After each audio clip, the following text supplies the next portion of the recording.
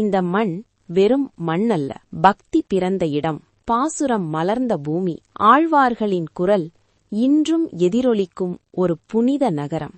அதுதான் ஆழ்வார் திருநகரி. தமிழகத்தின் தென்பகுதியில் தாமிரபரணி நதியின் கரையில் அமைந்துள்ள இந்த தலம் வைணவ சமய வரலாற்றில் மிகவும் முக்கியமான ஒரு திவ்ய தேசமாக போற்றப்படுகிறது.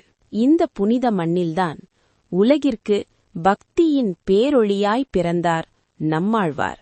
மரத்தினடியில் மௌனத்தில் அமர்ந்து உலகையே திருமாலின் பாதைக்கு அழைத்த மகான். இந்த தலத்தின் மையமாக விளங்குவது அருள்மிகு ஆதிநாதர் ஆழ்வார் திருக்கோவில். இங்கு திருமால் ஆதிநாதர் என்ற திருநாமத்தில் பக்தர்களுக்கு அமைதியும் அருளும் வழங்குகிறார். நம்மாழ்வார் பாடிய திருவாய்மொழி இந்த மண்ணில்தான் உலகிற்கு ஒளியாய் வெளிப்பட்டது. அதனால்தான் ஆழ்வார் திருநகரி வைணவ பக்தியின் தாயகம் என அழைக்கப்படுகிறது.